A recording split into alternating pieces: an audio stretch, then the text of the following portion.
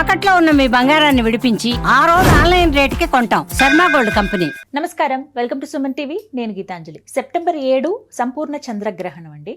పట్టువిడుపు సమయాలు ఎలా ఉన్నాయి, ప్రధానంగా ద్వాదశ రాశుల వారిపైన ఈ చంద్రగ్రహణ ప్రభావం ఎలా ఉంటుందో తెలుసుకుందాం. ఖచ్చితంగా పాటించవలసినటువంటి నియమాలు, తీసుకోవాల్సిన జాగ్రత్తలు, అలాగే పరిహారాలు ఏవి చేస్తే మంచిదంటారు, ఇవన్నీ కూడా తెలుసుకుందాం. వివరించేందుకు ప్రస్తుతం మనతో పాటు ఉన్నారు. దగ్గర ఒక 15 సంవత్సరాలుగా ఒక 30,000 జాతకాలకు పైగా చూసినటువంటి అనుభవం కలిగి, అలాగే 2015వ సంవత్సరం నుంచి అండి, దాదాపుగా ఒక 9 ఏళ్ళు కావస్తుందేమో, అప్పటి నుంచి కూడా పితృదోష నివారణార్థం ఎన్నో పూజలు జరిపిస్తూ చాలా మంది జీవితాల్లో ఒక మార్పును అందించినటువంటి గురువుగారు, ప్రముఖ జ్యోతిషులు బ్రహ్మశ్రీ నందిబట్ల శ్రీహరి శర్మ గురువుగారు ఉన్నారు. వారితో మాట్లాడి ఈ చంద్రగ్రహణం గురించి పూర్తి విషయాలు తెలుసుకుందాం.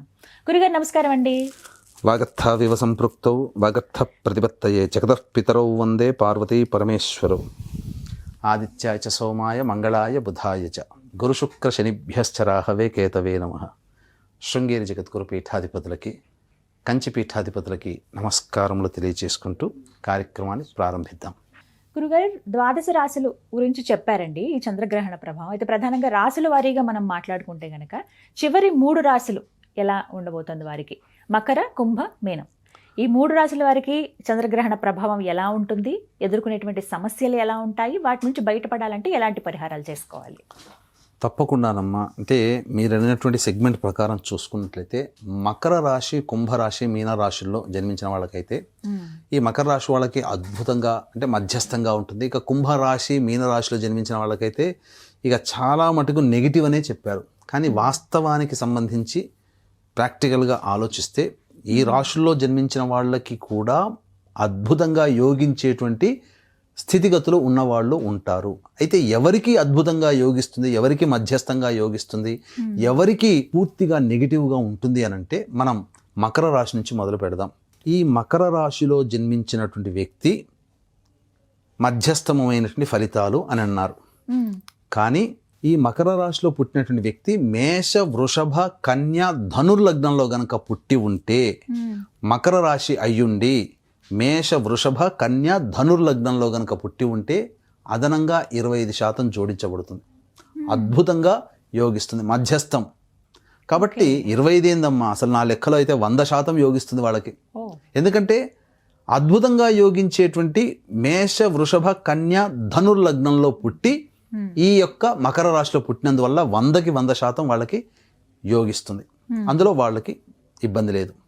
ఇక ఈ చెప్పబడినటువంటి మకర రాశిలో జన్మించి ఉండి మిథునము, అలాగే సింహము, తుల, మకర లగ్నంలో పుట్టి ఉండి మకర రాశిలో జన్మిస్తే 50+25 ఖచ్చితంగా 75% అదనంగా, అంటే 25% అదనంగా వాళ్ళు శుభాన్ని పొందుతారు.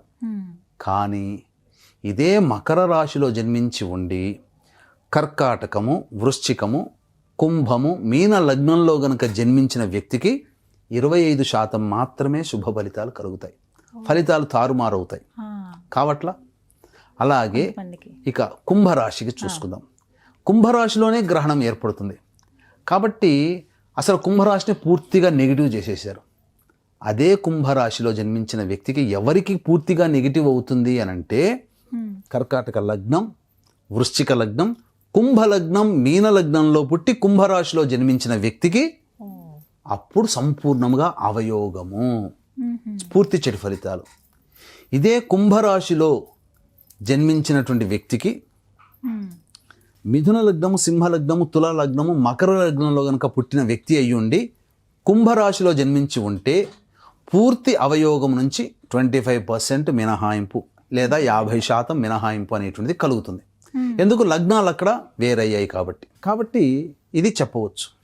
ఇంకా అద్భుతంగా వాళ్ళకి యోగిస్తుంది. ఎవరికి యోగిస్తుంది? కుంభరాశిలో జన్మించిన, పూర్తిగా నెగిటివ్ అన్నారు కదా, కుంభరాశిలో జన్మించిన ఏ వ్యక్తి అయితే మేష, వృషభ, కన్య, ధనుస్సు లగ్నంలో గనక జన్మిస్తాడో ఆ వ్యక్తి కుంభరాశిలో జన్మించినప్పటికీ కూడా 75% శుభ ఫలితాలు పొందుతాడు. 25% మాత్రమే అశుభము. ఇది రాసి పెట్టుకోండి. ఇక తరువాత వచ్చినటువంటిది మీనరాశి. మీనరాశికి ఏం చెప్పబడింది? మీనరాశికి కూడా సంపూర్ణంగా చెడు ఫలితాలే అన్నారు. కానీ ఎవరికి చెడు ఫలితాలు కలుగుతాయి? కర్కాటక, వృశ్చిక, కుంభ, మీన లగ్నాలలో జన్మించి ఉండి మీనరాశి గనక అయితే ఆ వ్యక్తికి పూర్తిగా అశుభమైనటువంటి ఫలితాలు పొందుతాడు, సందేహమే లేదు. ఎవరికి మధ్యస్థంగా ఒక 50% లేదా 75% ఫలితాలు పొందుతారంటే మీనరాశిలో జన్మించినటువంటి వ్యక్తి మిథున, సింహ, తుల, మకర లగ్నాలలో గనక పుట్టి మీనరాశిలో జన్మిస్తే ఆ వ్యక్తికి మాత్రమే ఒక 25% ఫలితాలు తగ్గుముఖం పట్టి 75% మాత్రమే బాధలు అనుభవిస్తాడు. కానీ ఏ వ్యక్తి అయితే మేష, వృషభ, కన్య, ధనుర్లగ్నంలో పుట్టి మీనరాశిలో కూడా జన్మించి ఉంటాడో ఆ వ్యక్తికి 50% మాత్రమే శుభ ఫలితాలు, 50% అశుభం, పూర్తిగా అశుభము అనేటువంటిది ఉండదు. ఇప్పుడు చెప్పండి అమ్మా, ఈ సోకాళ్ళు లగ్నాల్లో పుట్టిన వ్యక్తులకి నిజంగా ఈ రాశిలో పుట్టినటువంటి వ్యక్తులు బయట చెప్పినటువంటి విధంగా ఉంటున్నాయా? ఉండవు, రాసి పెట్టుకోండి. చాలామంది వీడియో చూసిన తదనంతరం ఖచ్చితంగా అనుకుంటారు, నాది మీనరాశి, నాది కుంభరాశి, నాకు అద్భుతంగా ఉంది. ఎందుకుంది? నువ్వు పుట్టిన లగ్నం వేరు, అది ప్రధానం. అందుకే వెంటనే అడుగుతుంటారు, మీరు చెప్పినట్టుగా లేదు అన్నట్టు కూడా చెప్తూ ఉంటారు కదండి. కారణాలు లగ్నం ప్రధానంగా. అంటే సమస్యలు అన్నారు కదండి, ఎలా ఉంటాయి అసలు ఆ సమస్యలు, ఏవేవి ఎదుర్కొంటారంటారు?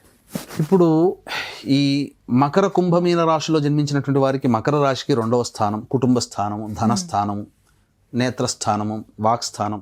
కాబట్టి చెప్పిన లగ్నాల్లో గనక జన్మించి ఉండి మంచి లగ్నాల్లో గనక చెప్పిన మంచి లగ్నాల్లో పుట్టి మకర రాశిలో అయినప్పటికీ శుభ ఫలితం. అలాగే అశుభ లగ్నాలలో జన్మించి ఉండి మకర రాశిలో వాళ్ళకి కొంత అశుభాలు. అలాగే కుంభమీన రాశుల్లో అయితే ఓవరాల్గా చూసుకుంటే జరిగేటువంటి నష్టములు ఏంటంటే ప్రతి వ్యక్తికి కూడాను సంతోషంగా ఉండలేకపోవడం, ఏ పని అనుకున్నా అసలు అవలీలగా అయ్యే పని కూడా ఆలస్యం అవుతూ ఉండడం. ఇప్పుడు ఒక వ్యాపారం చేస్తుంటారు, ఒక కమిట్మెంట్ అయిపోయి ఉంటుంది, ఒక కాంట్రాక్ట్ టెండర్ కుదిరిపోతుంది, అంతా మాట్లాడుకుంటారు. గ్రహణం చెప్పినటువంటి విధంగా సరిగ్గా లేని లగ్నాల్లో పుట్టి ఉంటాడు. కాబట్టి ఏమవుతుంది, గ్రహణ తదనంతరం మేము ఇంకా పోస్ట్ పోన్ చేసుకుంటామండి, తర్వాత ఆలోచించి మా నిర్ణయం చెప్తామండి, ఇలా రావచ్చు. పెళ్లి సంబంధాల్లో కావచ్చు, ఇంటి విషయాల్లో కావచ్చు, అలాగే దాంపత్య సమస్యల్లో కావచ్చు, సంతానం గురించి కావచ్చు, చేస్తున్న వృత్తి, ఉద్యోగ, వ్యాపారాల్లో కావచ్చు, ఏ విధమైనప్పటికీ కూడా ప్రశాంతతని కోల్పోతారు. ముఖ్యంగా మానసికమైనటువంటి ఆందోళన ఉంటుంది. ఏది కూడా ఒక యాంగ్జైటీగా గురవ్వడము, ప్రతిదీ రిజల్ట్స్ కోసం ఎదురు చూస్తున్న వ్యక్తిగా ప్రతి పని యందు కూడా ఆతృత ఎక్కువ పెరుగుతుంది. కాబట్టి ఇవన్నీ సర్వసాధారణంగా గ్రహణ తదనంతరం ఏర్పడేటువంటివి. కాబట్టి ఖచ్చితంగా మానవుడు పరిహారాలు చేసుకోవాల్సిందే. మరి ఎటువంటి పరిహారాలు చేసుకోవాలండి ప్రధానంగా ఈ మకర, కుంభ, మీన రాశి వాళ్ళు? మనకు సాధారణంగా గ్రహణం అనేటువంటిది మొట్టమొదట్లో మనం చెప్పుకున్నామా, పట్టు విడుపు అనేటువంటి స్నానాలు చేయాలి. ఆ మధ్యకాలంలో అంటే 9:57 ప్రారంభం, 1:27 మధ్యరాత్రి పూర్తి అవుతుంది. ఆ మధ్య సమయంలో గురువు గారు ఇచ్చినటువంటి మంత్రోపదేశం కానీ, కులదేవత ఆరాధన కానీ, ఇష్టదేవత ఆరాధన కానీ, ఏదైనా సహస్రనామ పారాయణం వీలైనన్ని సార్లు చేసుకోవాలి.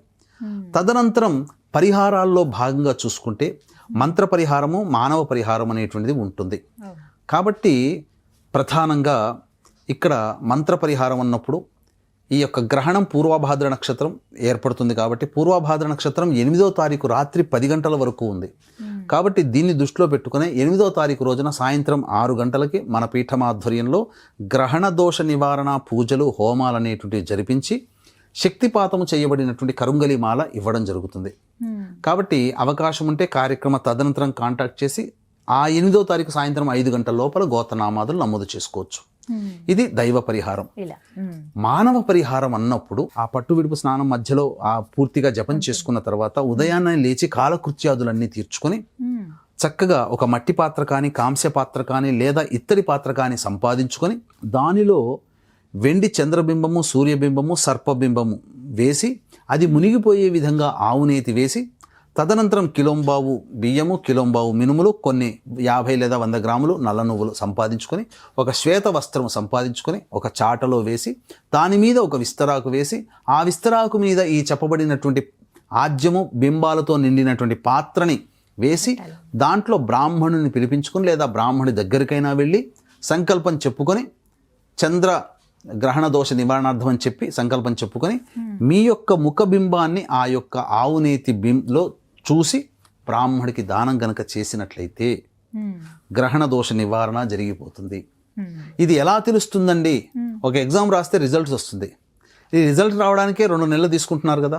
అవును. మరి ఈ రకంగా గ్రహణం అనేది ఏర్పడినప్పుడు దీని ప్రభావం ఎలా తెలుస్తుందంటే, ఈ గ్రహణం తర్వాత ఈ పరిహారాలు మానవ పరిహారాలుగా మీకు చెప్పబడినటువంటివి, దైవ పరిహారంగా మన పీఠం ఆధ్వర్యంలో కానీ, అవకాశం ఉంటే మన పీఠం ఆధ్వర్యం, లేదా మీకు వీలైతే దగ్గరలో ఎక్కడ చేసినా ఆ కార్యక్రమంలో పాల్గొనండి. ఆ యొక్క పరిహారాలు పాటించడం ద్వారా సమస్యలు కొన్ని వచ్చినప్పుడు ఆ సమస్యలు మనల్ని బాధించకుండా తొలగిపోతాయి కదా. అప్పుడు అనిపిస్తుంది ఈ సమస్య నన్ను బాధించలేదు అంటే నేను గ్రహణం రోజున చేసుకున్నటువంటి పరిహారం, గురువుగారి ఆధ్వర్యంలో చేసుకున్న పరిహారం, నాకు నేనుగా చేసుకున్న పరిహారం. అదే దోషము, అదే ఇబ్బంది పక్కవాడికి వచ్చినప్పుడు చాలా ఇబ్బందులు పడుతుంటాడు. మనకు అతి సులువుగా ఆ ఇబ్బంది తొలగిపోతుంది. అప్పుడు తెలుసుకుంటారంటే అనుభవిస్తే తప్ప తెలియదు ఈ యొక్క దోష పరిహారం అని చెప్పవచ్చు. ఈ విధంగా పరిహారాలు అయితే చేసుకోవాలి. ఖచ్చితంగా మంచి ఫలితం అయితే ఉంటుంది పరిహారాలు ఖచ్చితంగా చేసుకోవడం వల్ల. ఉంటుందమ్మా. అవి మీరు అన్నట్టుగా తెలుసుకుంటారు కొద్ది రోజుల్లోనే.